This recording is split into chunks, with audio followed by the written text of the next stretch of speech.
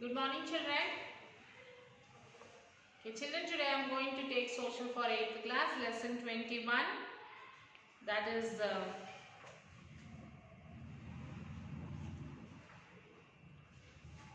performing arts and artists in modern times.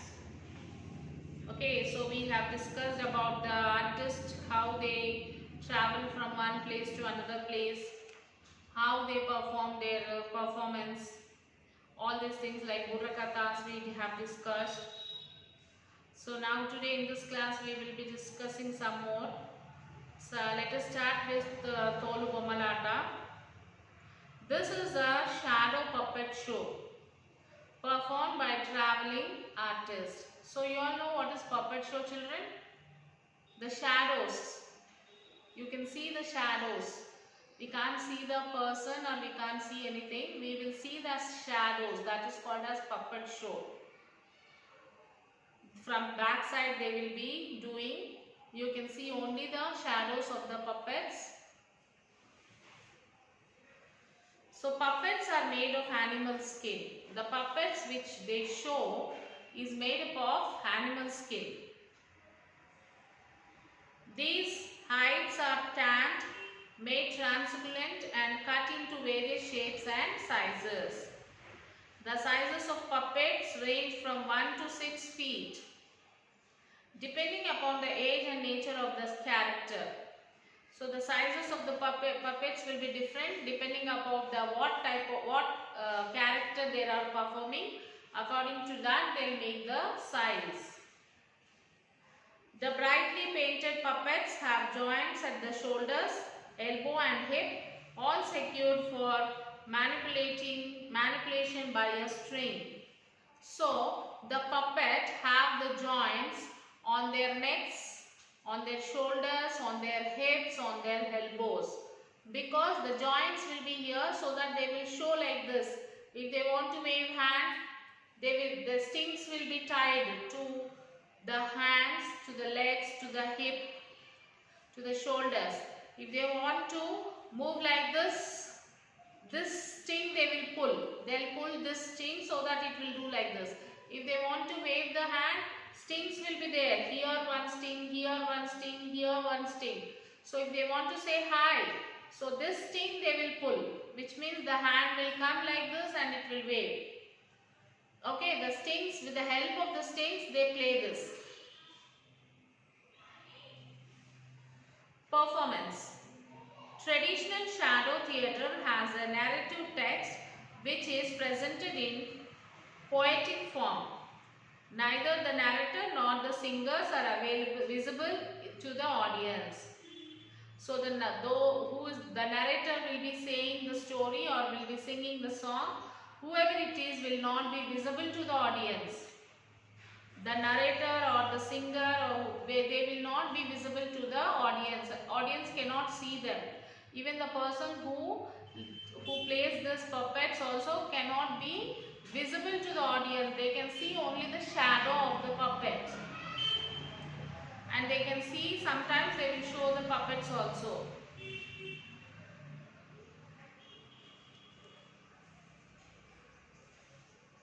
Through variations in pitch, the actor gives each puppet its own voice.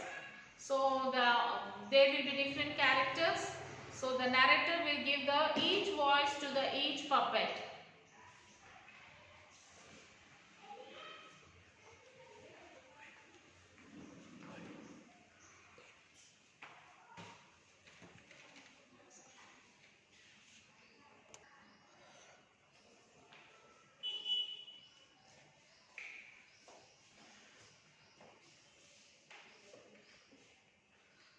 The performance begins, so are visible to the audience. They won't be visible to the audience.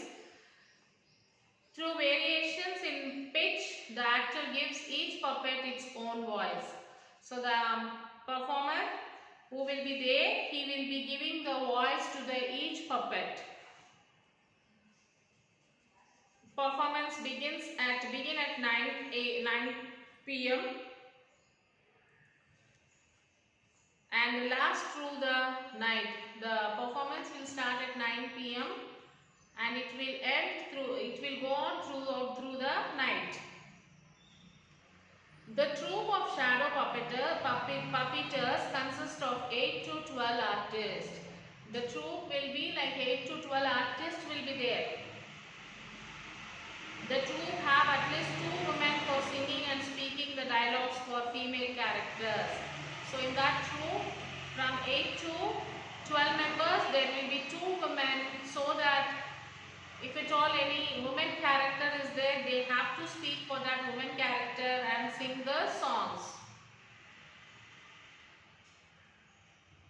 The 2 men for male characters, 3 instrumentalists to play the harmonium, shruti and cymbals, and 1 assistant who quickly supplies puppets and maintain the lamps.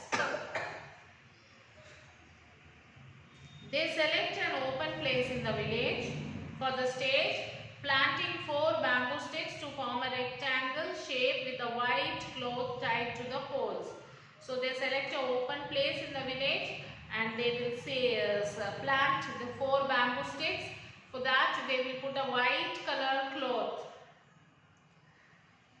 and they will tie the cloth to the poles. The commentator will be behind the curtain, and there is a row of lights that throws the shadow on the screen. So the commentator, the person who speaks, will be behind the curtain and there will be lights to form the shadow on the white curtain.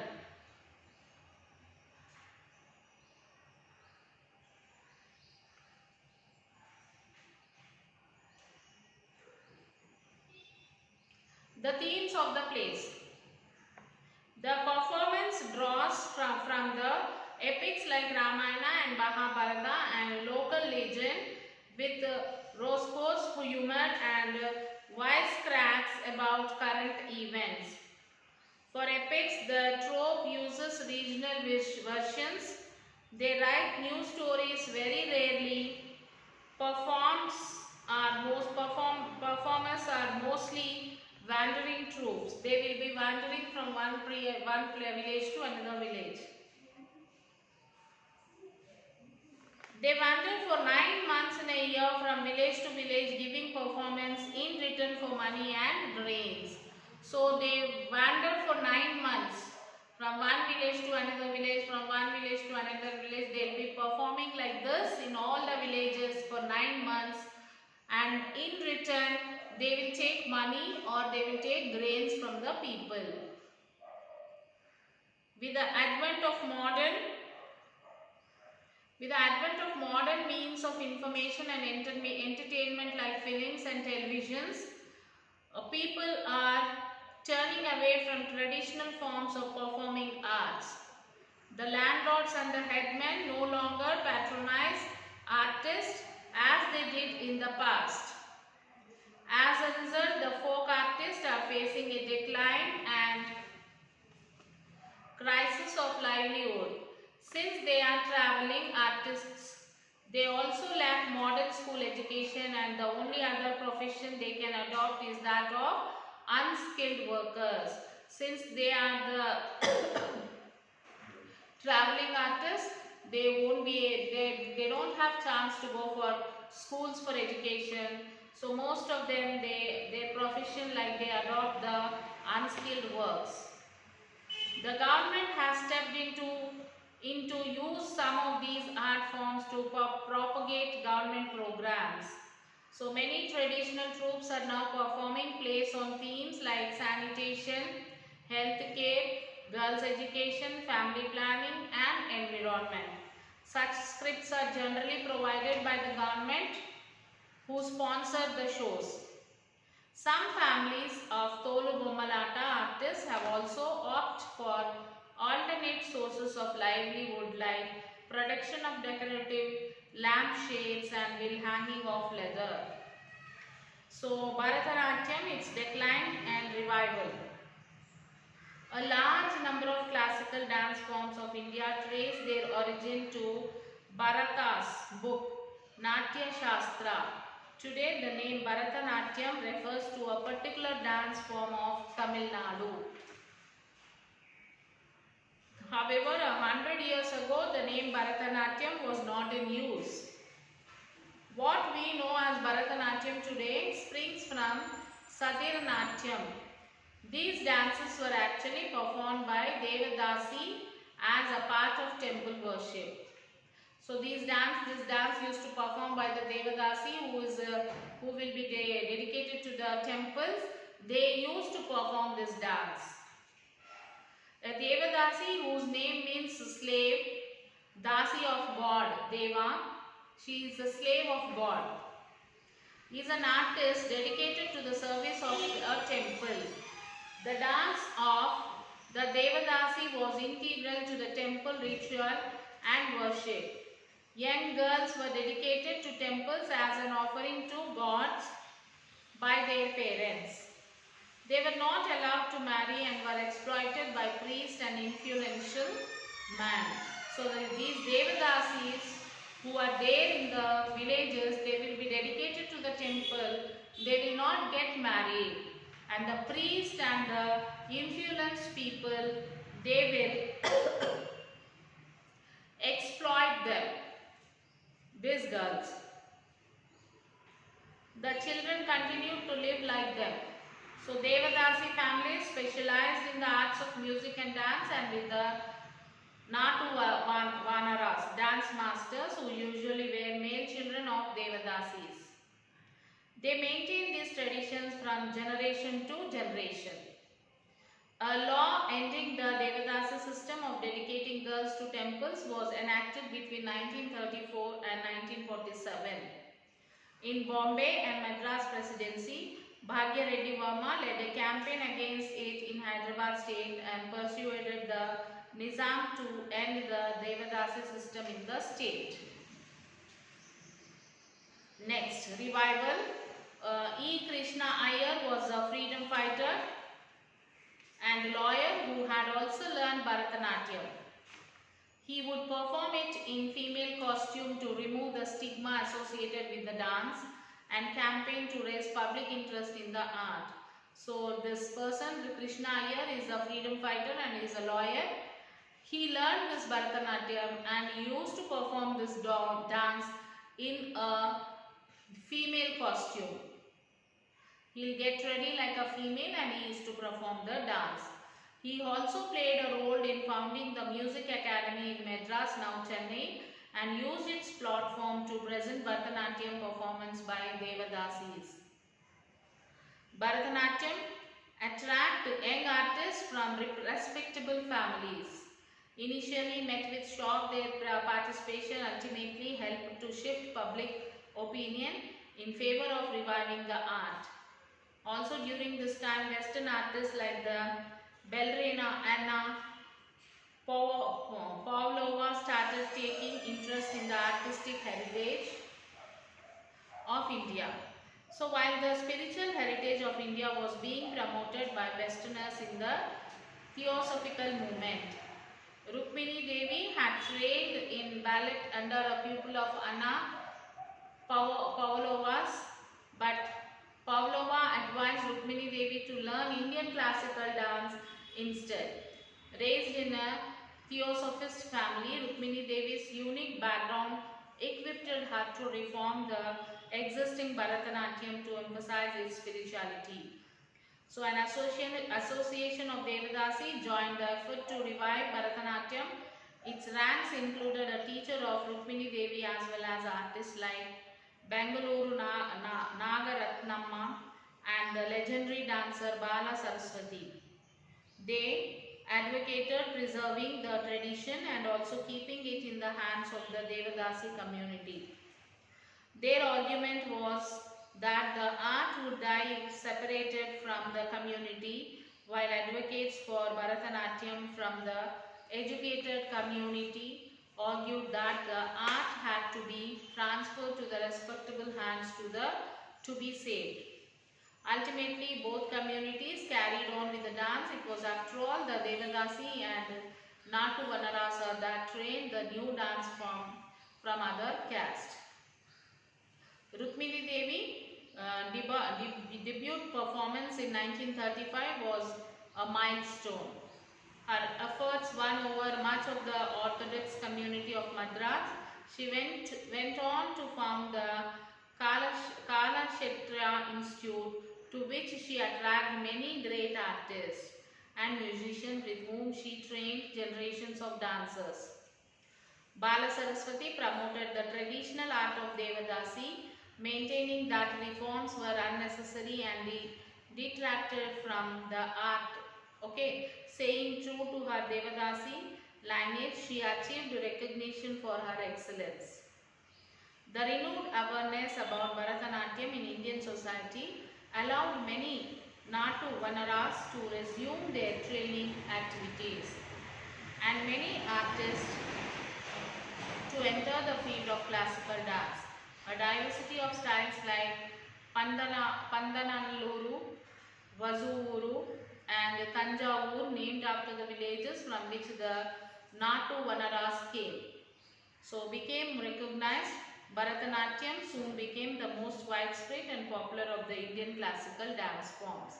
And now Bharatanatyam today, in the vital decades after its revival, Bharatanatyam achieved such a esteem that the late 20th century, the demand for learning Bharatanatyam exceeded the infrastructure to support the art and maintain its standards. Today, it is the demand for learning it rather than a growth in its audience or sponsorship that fuels the spread of Bharatanatyam.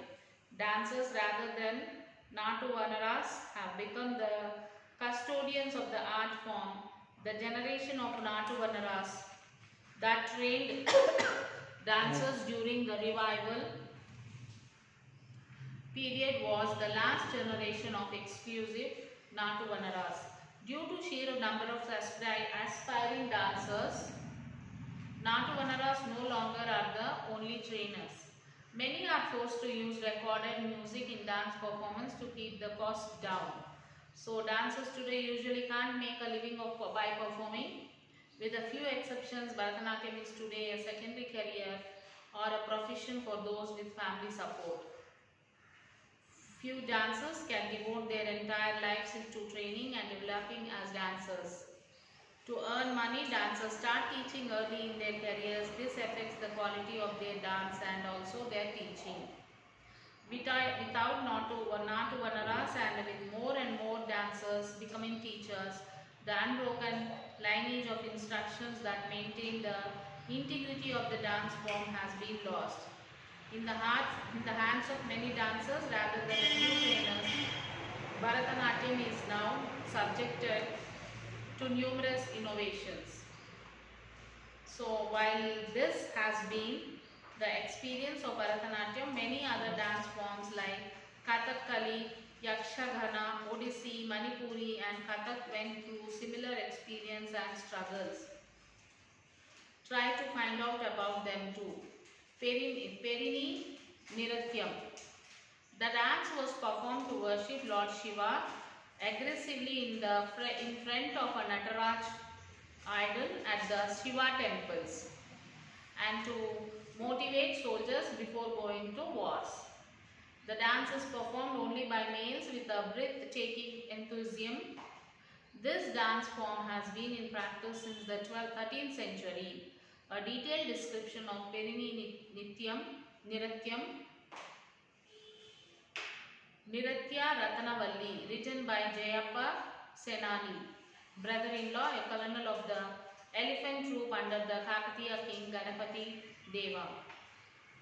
Nataraj Ramakrishna, a well-known dancer, brought this dance into limelight, performed in it along with his disciples and made it popular all over the world. Then Dappu Natyam. The musical instrument Dappu, made with the hide of goat, attracts and makes the people to dance when it is played with two sticks. A group of 15 to 20 dancers play the drums, Dappu, wearing gajjalu and dance before and during the celebrations and processions. You can see the picture of Dappu dance below this paragraph, children. And this is what about the lesson, and you will have to write all the question answers which is given in the textbook. You have given 8 question answers You will have to write all this 8 question answers in your classwork book. And as soon as you finish writing your classwork, take the photo and send it to the school mail ID, children. We'll meet you in the next class. Till then, take care, children. Bye.